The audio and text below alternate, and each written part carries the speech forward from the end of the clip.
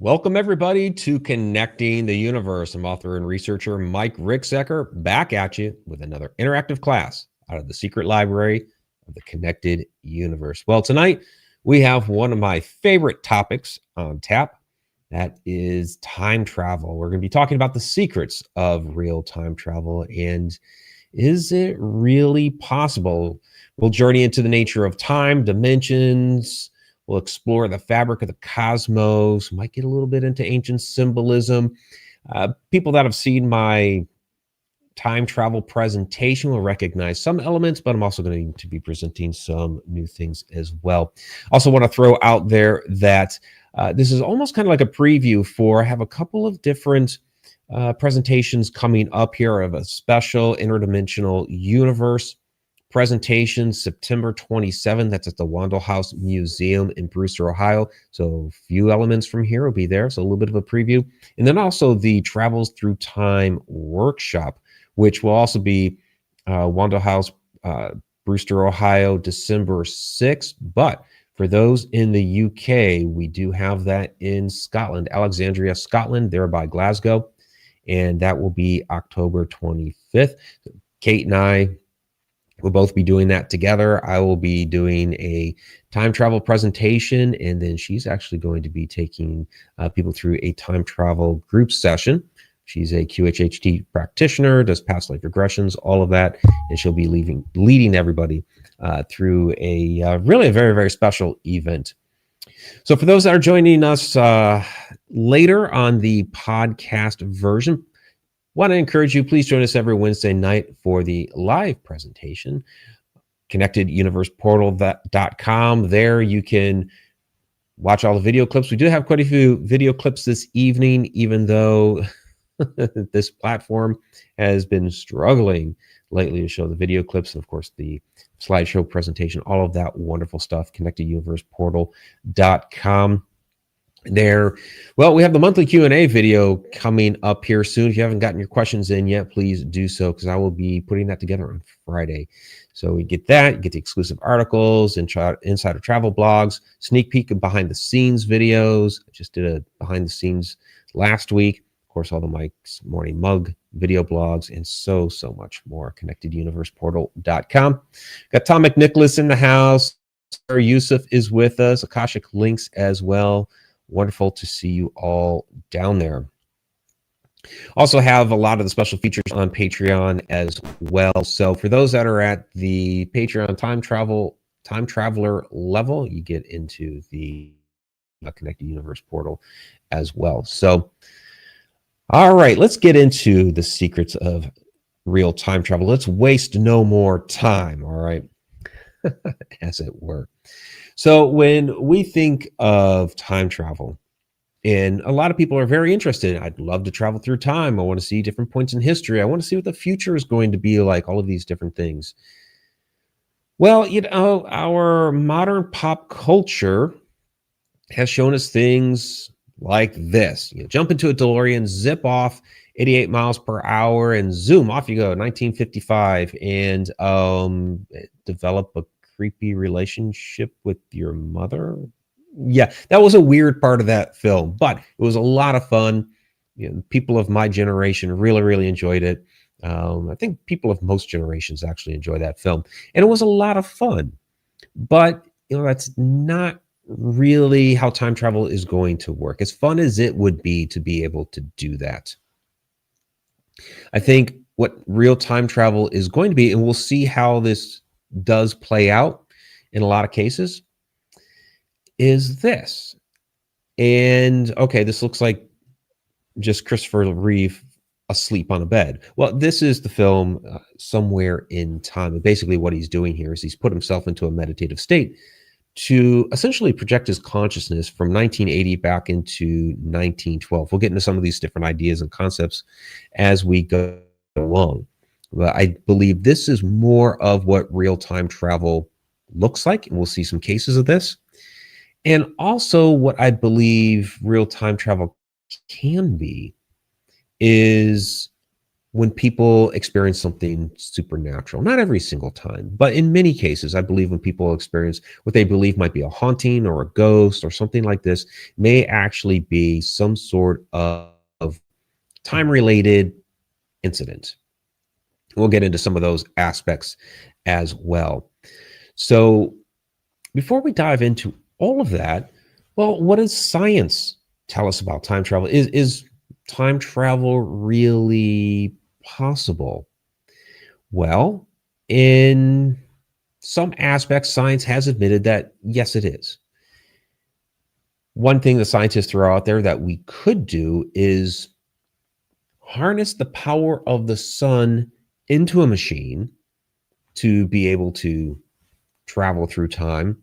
The problem with this is that in harnessing the power of the sun, like all the power of the sun into a machine, would essentially destroy the earth. So it's not feasibly possible.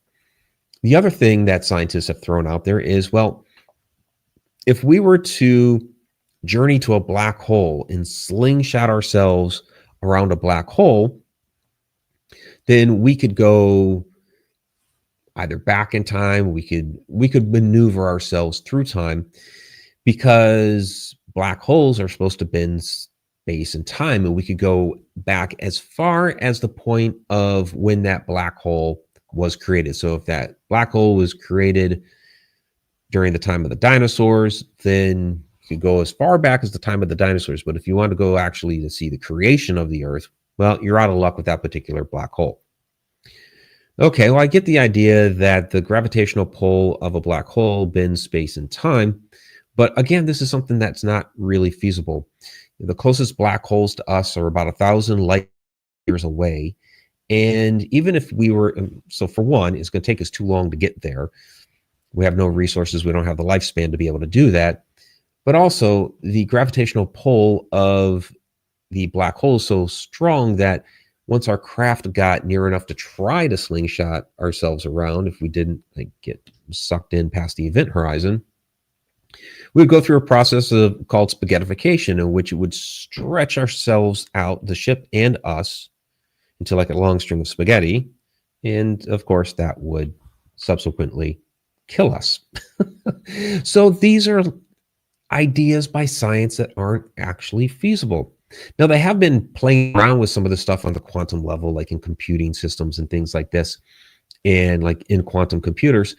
And they did come up with, and I forgot to grab the clip for this little slide, but you can just Google it. They did show that they could conceivably go back in time a little bit within this quantum system.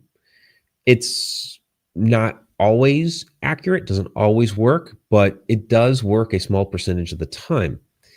And unfortunately, the idea that these particular scientists working on this project came up with is, well, you could use this in gambling systems.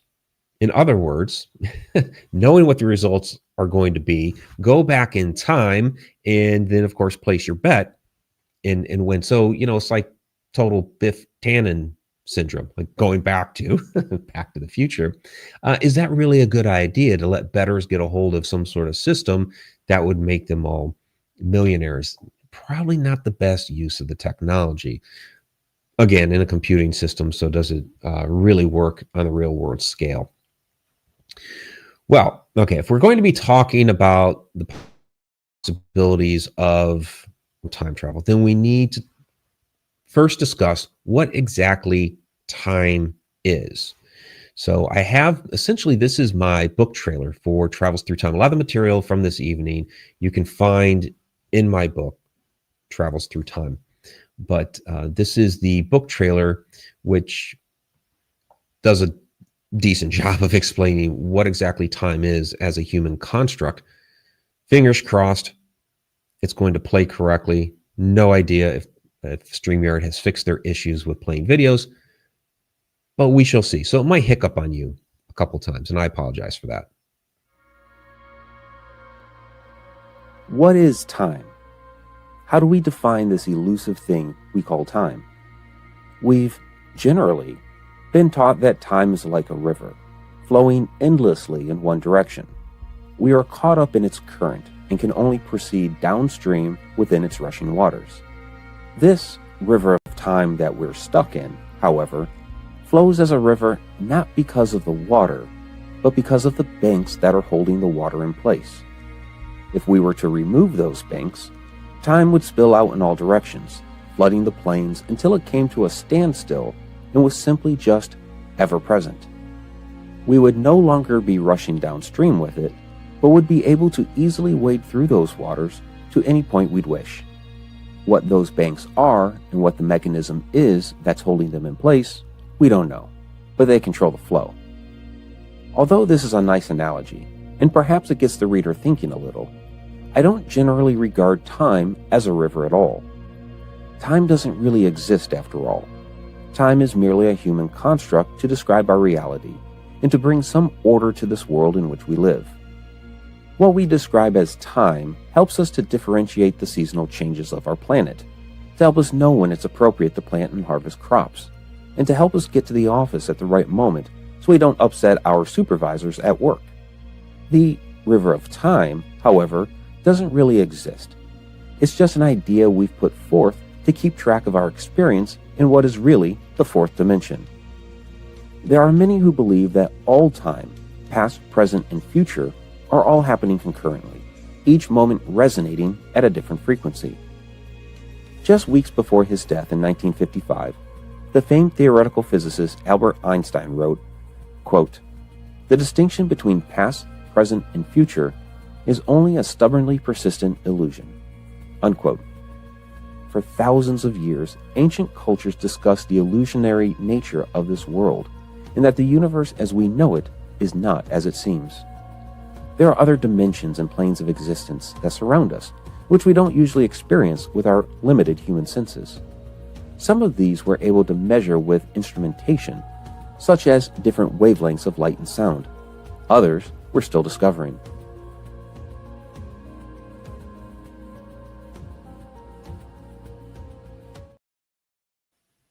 Well, there we go. It actually played correctly for the first time in about 2 or 3 months. She's so happy that that went off without a hitch. Hopefully, with the other clips coming up this evening, that maintains the same. So great to see you down there, Jose. Yeah, you're one of the people that lately I've had a lot of questions. This is why we're covering the topic tonight. I've had a lot of questions, comments, things like that about time and the nature of time and possibilities of time travel. So that's why we're covering it this evening. I've kind of interspersed it here and there throughout a number of our different live streams, but it's been probably a good year and a half since I've just straight up covered time and time travel. So, all right, Einstein and his quote there. The distinction between past, present, future is only a stubbornly persistent illusion, which I agree with wholeheartedly. Because, so I give the example of the river there. Another example that I like to use is of a town that you might be driving through. And I think I gave this example a couple of weeks ago when the question came up here during the live stream in the chat. So you are maybe driving about 35 miles per hour, and this town has a couple of houses, some stores, gas station or two, a church, and I don't know, maybe your pet grooming service or whatever is in that town. And maybe it takes you 5 or 10 minutes to drive through that town. So you have a time relationship with that town. Now let's say instead of driving through it, you are flying overhead. You're flying over the town, and all at once you can see all the buildings. You can see the houses. You can see the stores. You can see the pet grooming service. You can see the gas stations, all of that. So what you once had a relationship with in time, you now have a relationship with in space, and you're able to see that all at once. So this comes down to really the way that we understand how dimensions work.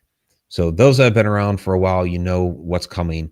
Short dimensional primer, got to do it, because this time is the fourth dimension. So this is the dimensions that we have access to. So basically from the dimension that we're in, our consciousness, our fourth dimensional consciousness is inside our third dimensional body. So we are multidimensional beings. And we have access to all of those below us. So the first dimension, which is a controversial one, that dot that's there, that's a zero dimension. Scientists argue about that. Fine, let them have at it. First dimension's a line. Second dimension is a plane. That's your flat surface. Depicted here is a square. And then your any three-dimensional object that you can pick up, represented there by the cube. So this water bottle, I have access to it all. It's all in my hand right now. And we have access to that, which means that any dimension above ours, and we have up to 11 hyperspatial dimensions, any dimension above ours, 5, 6, 7, 8, and onward, have access to the fourth dimension of time. So that they are able to move in and about that time at will. So an example that I can't give here, because it'll get flagged for copyright infringement, but I show it during my presentations when I'm out on the road at events. And it's a clip from Ancient Aliens featuring Michio Kaku and myself. And there's a little back and forth there where we are talking about these 11 dimensions. And Michio gives a great analogy of fish in a pond.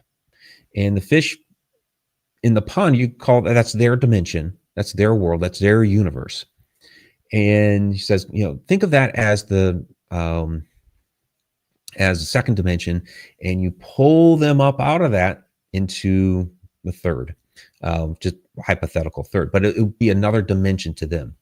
And those fish are looking all around, and it's completely bizarre to them because they had no idea that the pond was in a park and there's a sidewalk and there's cars out there and buildings and all this. No idea. It's totally, totally different to them.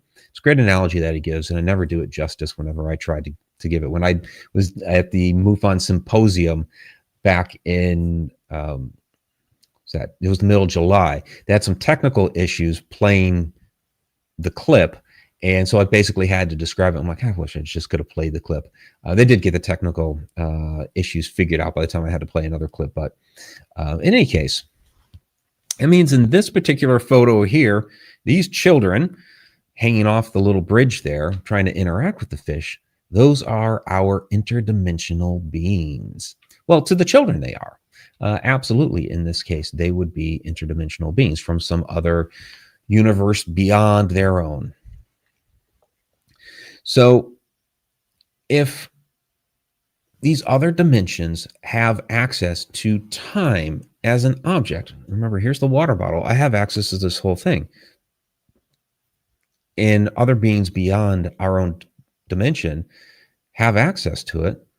That means all time is here. All time is concurrent, past, present, future, all here right now. And so I call this stacked time theory. Einstein had what he called the block universe, and this is kind of like taking the block universe a step further. It was kind of interesting is I came across it separately. It was ideas and ruminations I had decades ago. And when I finally got into some deeper research, I was like, oh yeah, Einstein already had kind of the same idea. Where I've taken it a bit further is that all of those moments that are here concurrently have their own frequency. And each of those moments, to me, why I call it stacked time theory, is like each moment is a photograph in a giant stack of photos. So here might be a little hard to see, but photographic planes of falling dice. And so you would have access to each of those moments of dice falling. Here, I tried to, this is like years and years ago. This is probably a good 10 or 11 years ago. I'm explaining it with an actual stack of photographs and pulling two of those photos out and trying to explain that two moments can resonate at the same frequency for just a moment. And that's when we get into time slips, which we'll talk about here shortly. Another interesting image that we can look at here. Okay, an athlete swinging a tennis racket. Well, we have access by looking at this photo to each frame that was taken. We have access to be able to look at each moment of time of this tennis player swinging the racket. So this is, in essence, what we're talking about with stack time theory, having access to each of those moments in time. And like I said, each of those moments has their own frequency. The entire universe comes down to frequency, resonance, energy, vibration. Each of those has their own frequency, and sometimes two of those moments will vibrate or resonate at the same frequency, and one will bleed into the other. And that's when we have something that we would call a time slip. And sometimes these different time slips or time related events might get chalked up to some, maybe some sort of haunting or something supernatural is going on. And so I have a clip here that I'm going to show here. And I see some questions and comments are coming in. We'll get to those in a moment. I'm going to play this clip first. This is actually a clip from the shadow dimension. So for those that are members of the Connected Universe portal, I have a clip that I'm going to show from the upcoming shadow dimension second installment, which, yeah, we're finally nearing the end of post-production. I know it's been like years. We're finally nearing the end of that. I'm going to show that during the after show. This is from episode 2 of season 1. I've told this story many times, but I figured it would just be better to let Andrea Perrin tell the story of the time slip at the Conjuring House. You know, everybody always wants to know about the seance that went so very badly wrong that it almost cost my mother her life. And it was horrible. That was the worst experience of my life. I wasn't actually involved. I was an observer, but I thought I saw my mother die. And I can't think of anything more traumatizing for a child than that. But it wasn't that was the most significant event in the house. It was a few months later, or a couple of months later. She came out of her room and she said she was hungry. And my mother was wasting away. She was living on coffee and cigarettes. She was waif-like in her appearance. And it was late. It was about probably 10:30 at night. I had made beef stew for my sisters that night and had helped them get their homework done and gotten them off to bed. And then I sat quietly in the parlor and fed the fire because it was October and it was cold. And I was just doing my homework, and she asked me if I would kindly warm her up a bowl of beef stew and make a short pot of coffee for her. And I walked through, and I had to walk all the way. You know how big that house is. I had to walk all the way from the parlor to the kitchen to the pantry to warm up some stew for Mom. And of course, it took a few minutes because microwaves hadn't been invented yet, and we still used a Farberware coffee pot. So it took a few minutes. And in my absence, my mom leaned over to throw a big log on the fireplace. And when she did, she heard laughter and conversation over her shoulder. And she turned around and she looked awestruck into the dining room. And there, sitting at a table that was not our own, was a family. And there were a couple of kids running around and being, very playful and mischievous. And there was a woman who was dressed in a full-length dress or skirt and top. And she was cooking stew over a fireplace that was raging. And that fireplace had been closed and sealed tight for close to 100 years before we even got there. And there were two men sitting at the table, and one of them had a hat on and the other was just sitting there. They had pewter steins in front of them, which were outlawed by the 1800s. So it's indicative of the 1700s. And they were just chatting and having dinner. And the mother told the kids to take their places on the benches on one side of the table. And the two men were sitting on the other side of the table. And suddenly one of them turned and looked at the hearthstone of the fireplace in the parlor. And he made direct eye contact with my mother, and he smiled. And then he nudged the man beside him and pointed at her. And she was the ghost to them. And all of a sudden, my mother realized, after years of suffering in that house and not being able to make any sense, to reconcile in any way the inexplicable events which occurred there. Suddenly she realized that she was in their dimension at the same time that they were in her dimension, and that they could see each other, and they were looking into the future while she was simultaneously peering into the past. And that is, for me and for her, the most remarkable thing that ever happened at the farm. So Shadow Dimension is still playing on TubiTV and Roku Channel. For those overseas, Filmsy would work for that. I think I forgot to put the links down in the description, but I will be sure to go back and put those in the description. Yeah, so I think one of the things that's powering that house, I mean, I think it's orientated to the land that's there. The power within the land. We're talking, ancient Native American land, but there's been UFO sightings and all kinds of things like that there. One of the premises of the Shadow Dimension was the fact that people were experiencing more of this type of activity in places that have reported portal activity. So that's why we went there. It was filmed during COVID, so it was all kinds of, a lot of challenges. We were able to get to the house, but like Andrea there, obviously that was over a Zoom call, that interview and everything, which ended up being like half the interviews. So it had its challenges, but in the basement of that house is what they call the well room, and it's directly below the parlor that Andrea's mother had this experience. In that room, it's an open well with water. The walls are made of limestone blocks capped with granite blocks. So it's like a mini little power plant, something like we see out of ancient Egypt. Of course, not on the grand scale as something there, but still a nice little power plant down there powering all this activity in the house. So like the seance was up there, the time slip upstairs in the bedrooms directly above that is where all kinds of other things happened. So yeah, it's a really fantastic setup if you're trying to generate this sort of activity. So I do want to get to some of these questions here. We got more on time slips coming up here. Okay, Sarah.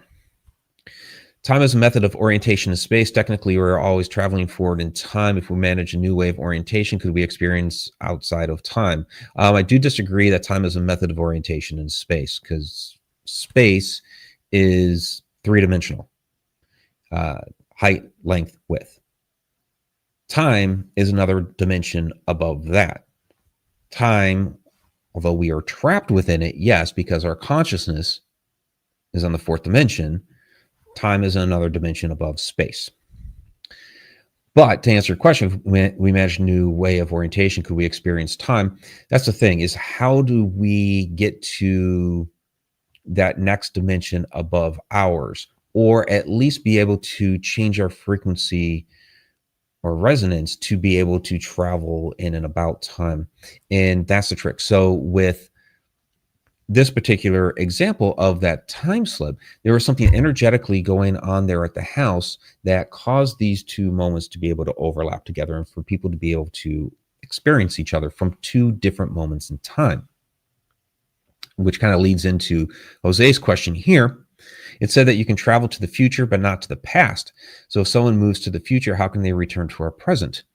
And this is another one that I disagree on, that all time is concurrent, past, present, future. So you can move in and about from one to the other if you are outside of that. So like in this time slip example here from the Conjuring house, you had what would have been the future to the people in the 1700s interacting with the past, and the past interacting with the future. So there was a direct relationship there between these two moments in time. And we are going to get into a little bit of the future influencing the past. They can interact with each other. And then what dimension, Akashic links, what dimension are the shadow people from? Ghosts, extraterrestrial? So that's a big question. And I think they can be from a variety of different dimensions, like as far as shadow people. Same thing with extraterrestrials. We don't specifically know. And this is also the other thing, is that shadows can be a lot of different things, just the way that our eyes take in the light. So they could be from another dimension. They could be interdimensional in nature. They could be a human spirit that hasn't fully manifested as an apparition. They could be an extraterrestrial themselves. It could be a time slip. We'll talk about that here in a second. They could be astral projections, a lot of different things. So you kind of have to know first what the shadow is before you can kind of try to figure out which dimension. And if we're talking about something interdimensional, well, it could be fifth, sixth, seventh, eighth, and onward. Ghosts, if we're talking about a human spirit, so again, like I mentioned, we are a fourth dimensional consciousness inside a third dimensional body. When the body passes, the consciousness still exists. Now, we could go off to wherever the heck it is that we're supposed to go, or we could stick around here. Prime example, my grandfather, when he passed back in 2010, he stuck around for a while. A lot of people reported experiencing him, seeing him, having some sort of interaction with him, all of this. When my grandmother passed away a few years later, that didn't happen anymore. It's like his consciousness was here waiting for her until she passed, and then they went off together to whatever that is, whether that's another dimension or it's something beyond our universe. That part we don't know. I've been talking here the last few weeks, and I've shown the slide a few times. I could pop it up here again, because I know it's still down in here somewhere. At least I thought it was. Yeah. Where scientists Stuart Hameroff, Roger Penrose, researchers suggest the human soul doesn't die, it returns to the universe. They can't tell you where it goes, but there are scientists who do recognize that the soul, the consciousness, does reside in the body, and when the body passes, it goes somewhere. But they can't tell you where, and they're not subscribing to any specific belief system to guess for lack of a better term. So, all right. So I do want to get to, I know there's some other questions coming in. We'll get to some of these. But I do want to move on to the next example here of a time slip, because it does get to some of the different things that we were just talking about. And so that's the famous German poet Goethe. Now, Goethe, in the early 1800s, published a work called Dichtung und Wahrheit, or Poetry and Truth, where he was telling the story of when he was a little bit of a younger man. An incident happened like late 1700s, 1790s, I think. But he was having an affair with a young woman in Dressenheim, and he was walking down the road toward Dressenheim one day, when all of a sudden he noticed on the other side of the road, there was this man in this interesting gray-colored, gold-trimmed suit. And he turned to get a better look at the guy, and all of a sudden, the guy disappeared. And he's like, what the heck was that? He was kind of lost in his thoughts, and he saw the guy, and then all of a sudden, the guy was gone. He's like, what in the world happened? So there's nothing he could do about it. Keeps going on toward Dressenheim. Years later, he's walking down that same road again in the opposite direction from Dressenheim. And he coming up to that point in the road, and he's like, oh, this is where I saw that guy. And oh, wait a second. I'm wearing a gold trimmed gray suit right now. That guy was actually me. I saw myself. So this was an incident of him having a time slip with himself. So what exactly happened here? Well, I can take it back to the beginning of the story when he was first walking down the road. Like I said, he was having an affair with this young woman. He was lost in his thoughts. Kind of daydreaming about her, that sort of thing, zoning out is what we call today. And we do it all the time where, we're driving down the road, we zone out, we miss our exit, we miss our turn. Oh, shoot, got to go back and get back on the right road or whatever. It's a type of meditative state. It's not a full meditative state, because if we were in a full meditative state, wreck our car, but it's a type of meditative state. And so I believe what was occurring in this incident was he's in this slightly meditative state as he was lost in his thoughts about this young woman, and he was able to tune into his own frequency on that stretch of road at another time that he was there. And he got to get a glimpse of it.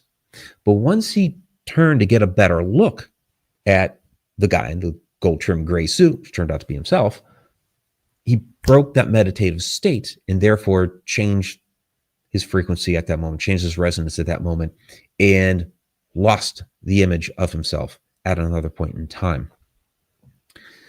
So again, everything comes down to frequency, resonance, energy, vibration. And what he was able to do, going back to our stack, or you could look again at the tennis rackets, he was able to, if you take one of each of those, tuning in at the same moment, and he was able to get a glimpse of another one of those moments at that particular spot. So let me get to a couple more of these questions here, and then we're going to get into like ESP and dreams and things like this, which are a type of time travel phenomena when our dreams become premonitions and things like that. But I know there's some other comments in here. So let's see, Blue Water, like a calendar with print on individual layers that you can pull up or put back down. Sort of, yeah. So, and Baked Potatoes asking, I kind of answered this before when we passed, we go into another dimension. That's the big question. What exactly is that beyond? Is it another dimension? Is it something that's even further beyond that? We can't quite answer that, but it is something else. So, Charlotte, could a time slip explain why reports of sightings of the Commonwealth have them dressed in outdated style clothing? Well, yeah, time slips, when people experience that,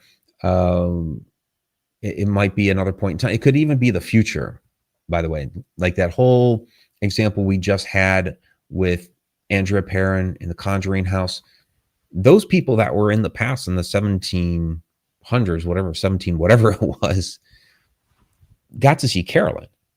And they would have seen her in her clothing while she was seeing them in their clothing. It was, complete overlap.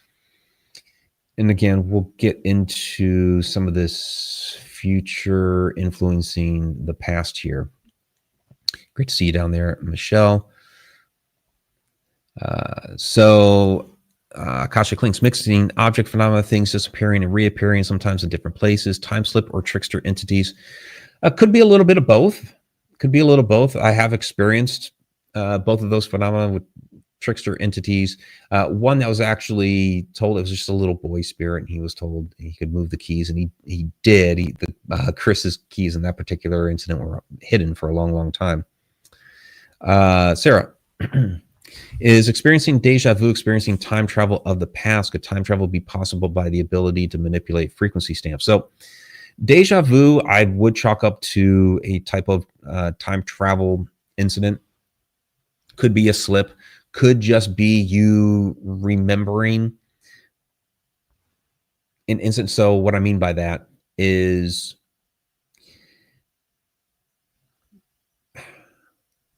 there's two different ways that I chalk up deja vu. And we've done supernatural DNA here before. And when we go to a location that we haven't been to, that we don't recall going to, and we walk in there, I've been here before, even though in this lifetime you have not. So there could be a genetic marker, if one of your ancestors has been there, a genetic marker that was imprinted before your great whoever was begat, was put in place. And so it was the whole question, do you have your grandparents' memories?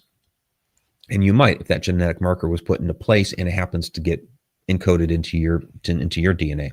It gets passed on. I think it's that junk DNA. But when it comes to time-related incidents, if, again, I don't say if, this is, all time is concurrent, but if you go into a location in which a past life of yours has been, and I do believe in reincarnation, past lives, all that. Well, here's the thing, is that, yes, if all time is concurrent, that means each of your past lives is currently here right now. And if you get into the idea of your consciousness being projected into the universe, it could be projected in multiple times at multiple areas throughout the whole timeline. So that means you could be in a location where one of your other lives is currently at, and you're having that deja vu moment because your other self is right there at that moment. So there's a couple of different ways to look at it. So doppelgangers. So let me pop that up there. Akashic links, doppelgangers was interesting. I kind of almost don't even need to mention it at this point because of that story I just told about Goethe. If you look that up on the interwebs, that usually enters like the top 10 or top 20 quote unquote doppelganger stories, but it's not really a doppelganger. Okay, yeah, he saw himself, but even though it was himself, it wasn't this whole doppelganger trickster spirit, somebody trying to take his form, that sort of thing. It was literally himself, just at another point in time. So another interesting incident of this, that when it was originally proposed to me, was a shadow person doppelganger case. And so the story as presented to me is from Cliff Dunning. And no, it was not Cliff. It was Jim Harold, from Jim Harold. And some years back, he was telling me the story about a young man who had, when he was a little kid, had walked into the kitchen one day and saw this tall, dark, hooded shadow figure there by the kitchen table, scared him to death, zipped out of the house, or zipped out of the room. Years later, and this becomes the hooded shadow person story of the house. Years later, he's a young man now, and he's at the kitchen table and he's making himself a sandwich. He's wearing a hoodie, and all of a sudden he sees walking through the kitchen doorway this short shadow person that stops and then does an about face and runs out of the room. And he realizes in that moment, it wasn't a shadow person that I saw. That was myself. When I was a kid, I actually saw myself in the hoodie over here making a sandwich. I didn't realize it at the time. So this was presented to me as a doppelganger because, yes, he saw himself, but it was really just a time slip. He saw himself at another moment in time, like a real moment in time. It wasn't some trickster spirit trying to do something or trying to mimic him or anything. It was himself, just another moment in time. Okay, so why did it come off as a shadow? Well, remember the old radios? Yeah, we still have the dials in the car where we turn the dial, but it goes click, click, click, click, and it hits the 0.1, 0.3, 0.5, like exactly. But back in the day, you had to really fine tune that band to get it right at the exact spot. If you were a little bit before or a little bit after, then it was going to be staticky and fuzzy and all that. Well, again, we're talking frequency, resonance, energy, vibration. So yeah, he was tuning into his own energy there, his own frequency, his own resonance, but not completely. It wasn't a full synchronization of that. It was a little bit before, or a little bit after, whichever it was. And so it didn't fully manifest, or his eyes couldn't fully see it. Again, shadows are just the way that we take light into our eyes. We have to be able to tune into these things. And so he wasn't completely tuned into the energy, but he was, to a little bit of an extent, and got a glimpse of it as a shadow. All right, I do want to move on a little bit here, because we have some other things to get into, and we only have not even 20 minutes left. So, all right, I wanted to get a bit into like ESP, dreams, premonitions, these sorts of things. And one of the things that I wanted to share was a interesting story from Margaret Eastman. I included this in Travels Through Time. So she was a research officer of the Psychophysical Research Unit at Oxford. And this came, this letter that she supplied was in 1962. I'm just going to read this. This is basically straight out of my book. Okay. So, so she studied areas of the human mind neglected by psychology, such as dreams, out-of-body experiences, and hallucinations. Within a letter she wrote in 1963, Ms. Eastman illustrated a very interesting account of a dream she once had, followed by a most peculiar incident. I'm going to quote the incident here. This is in her words. In the winter of 1959, when I was still an undergraduate, I arranged to go to Cambridge to see the Greek play. A few days before, I dreamed I was in a very ordinary, dingy suburban room. It was quite unremarkable in every way, except for the presence of a white couch. Some people were sitting on the couch, and I was sitting opposite them, talking to them. Suddenly, I stopped talking, or rather, it seemed as if for a few moments I ceased to be aware of the contents of my own mind, though I was still aware of the couch in the room and my presence in the room. Then I started talking again, and my mind seemed to start functioning again. And shortly afterwards, the dream would end.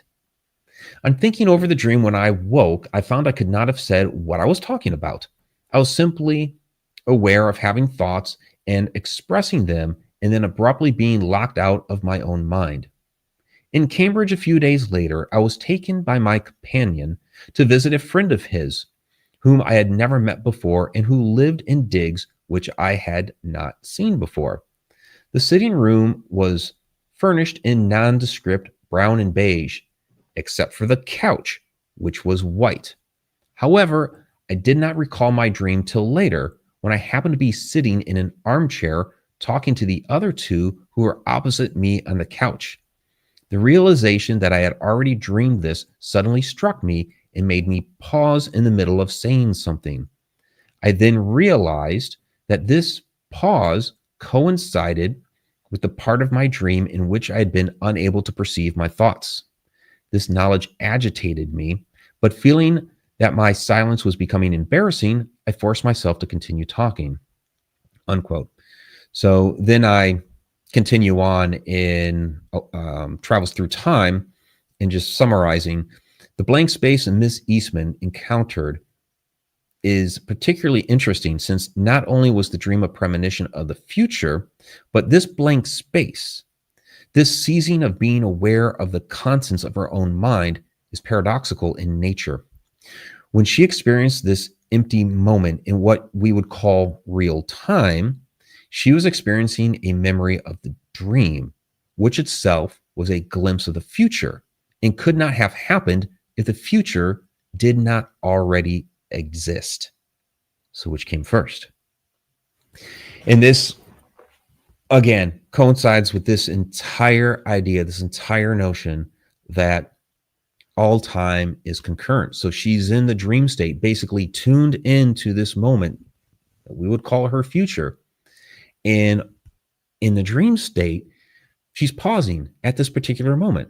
Well, that's because in the future, when this actually happened, she was pausing right there because her mind was like, wait a minute, this is that dream that I just had. What in the world?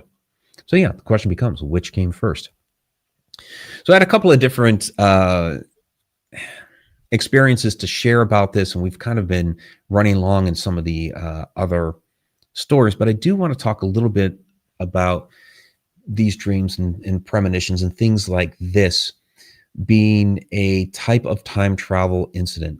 So when people, with ESP are able to get a glimpse of the future and be able to tell you this is what's going to happen, they are tuning in to that frequency. They're tuning into that resonance and vibration, and they are getting a glimpse of that. The same thing with your dreams. For me, I've had a number of premonitions, and basically in your dreams, and again, it doesn't happen with it. Not every dream is a premonition, but your consciousness can become essentially free floating and move to other moments in time and get these glimpses.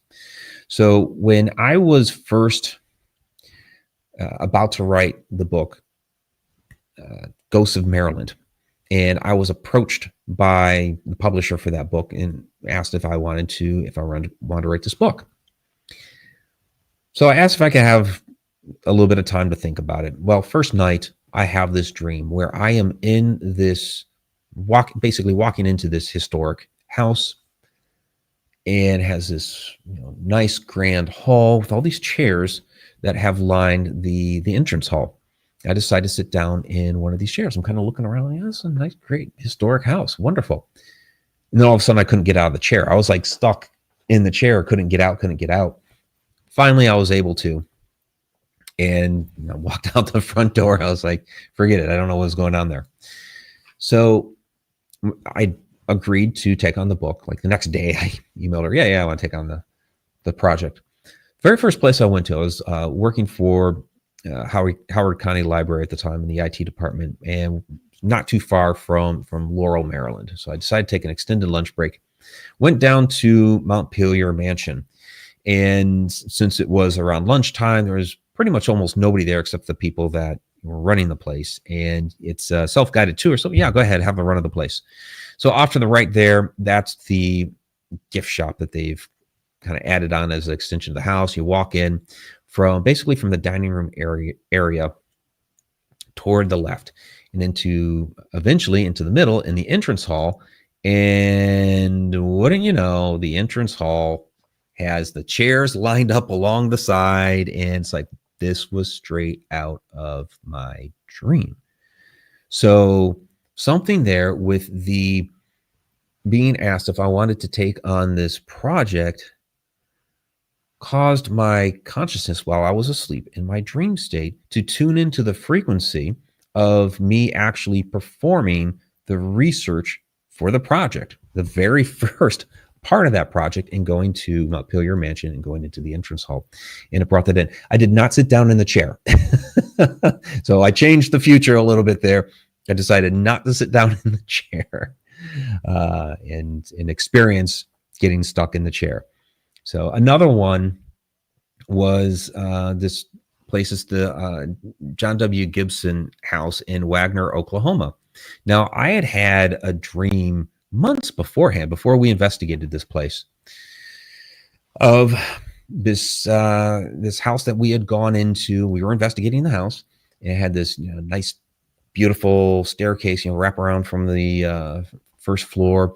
You could look down into the foyer beyond. Then it had this long hallway through the middle of the second floor, and on the other side of that hall had some stairs that went down into the kitchen area.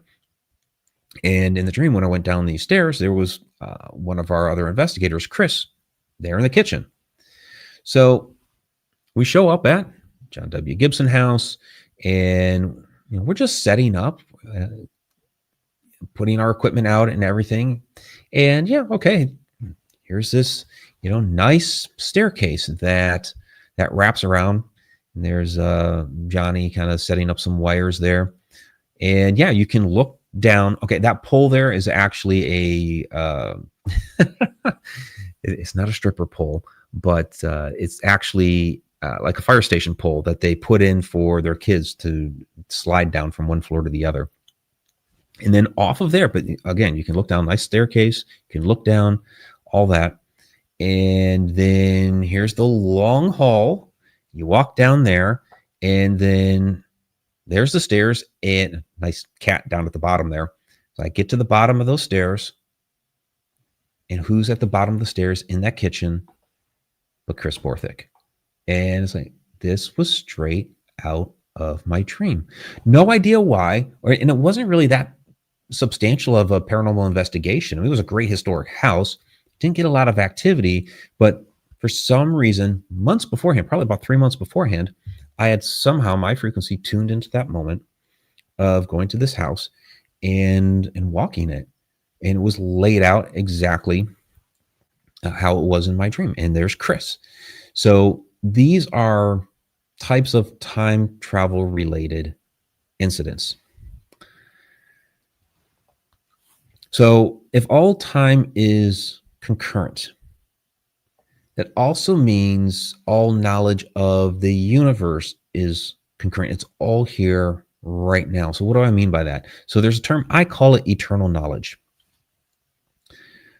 Carl Jung called it the collective unconscious. Others refer to it as the Akashic records. These records that you can tap into and get all knowledge of the universe, past, present, future, that's all there for us to obtain.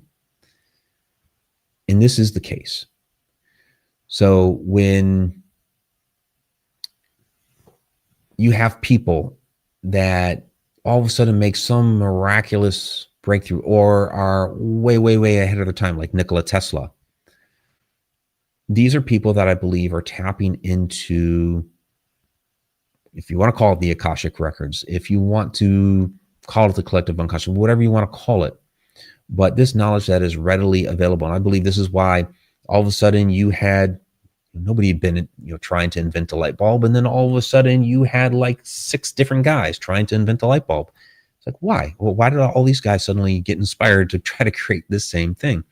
Or when all of a sudden you have a variety of whether it's books or movies or scripts that people are writing and they're released near the same time. It's, these stories are very similar, and yet the 2 parties or 3 parties or whatever it was were somehow they're like, oh, just I got it from the muse or whatever, and it was basically they were tapping into that same bit of knowledge. So that's something to keep in mind. I don't have a lot of time to get into it because we only have a few minutes left here, but that idea that all knowledge is concurrent, that we can tap into it. Now, your mind needs to be readily available for it. So if you're trying to tap into, how can I, build some sort of fusion engine to, zip across to the Orion Nebula or something like that. Well, the physics and technology and all that goes into it, your mind might not be able to understand a lick of it. So therefore it would just come in as being all garbled. But somebody like Tesla, whose mind was readily available to, was able to download some of that information, that when he's essentially talking about AI and drones and smartphones and things like that, even though he didn't have the vernacular for it, he was basically talking about the same stuff. So, but we don't have a lot of time to get too deep into that. So what I do want to get into, though, is we are going to go a few minutes over here because of this, and I will try to get to a couple questions here.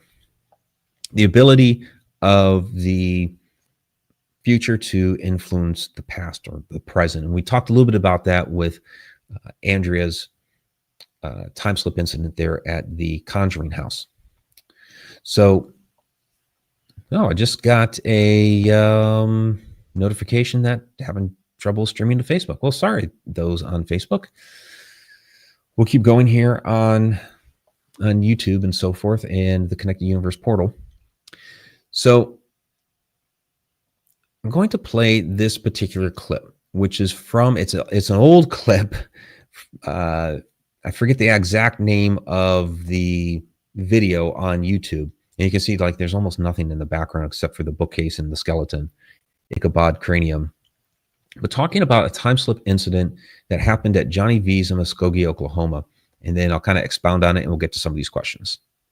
A personal experience that I had that could possibly be a time travel type of experience, or possibly a time overlap experience, was an encounter I had with a shadow person at a restaurant called Johnny V's in Muskogee, Oklahoma. We were just finishing up a paranormal investigation. A couple of people were upstairs in the bar area, some others were out in the restaurant area, and I decided to take a last photo sweep of the restaurant. As I was walking through the main doors to the kitchen of the restaurant, I suddenly spotted a shadow that darted across the kitchen really quick and slammed through the side door of that kitchen and into the restaurant. It was a very fast, very translucent shadow, but it was distinctly there, and you heard the bang of the door when it slammed into it. What's unusual about this is that even though I heard the slam of that door, it was just a flimsy little metal door that you could open very easily with your finger, meant for waiters and waitresses to walk through with heavy trays of food. The door didn't open. I called out to the others to see if they had heard what I had, and they had. And I do have a theory on this, that this shadow person was some sort of interdimensional being, for some reason crossing my plane of existence at that particular time, and that when I walked into the room, it saw me, I scared it and it ran through that door. Now, perhaps on its plane of existence, that door opened wide and it ran right off into the dining room. But on my plane of existence, that door stayed closed. But sound being on a different wavelength resonated between the two planes of existence. While this could purely be an interdimensional being like I described, could this also have been someone else from the building's history? Our moments in time overlapping each other for a brief moment. Okay, and not only just two moments in time overlapping each other for a brief moment and getting a glimpse of each other, but remember, we're there performing a paranormal investigation because this place has been haunted for years. Okay, and people have had incidents there, seen things in that kitchen. So what if I was interacting with another moment in time?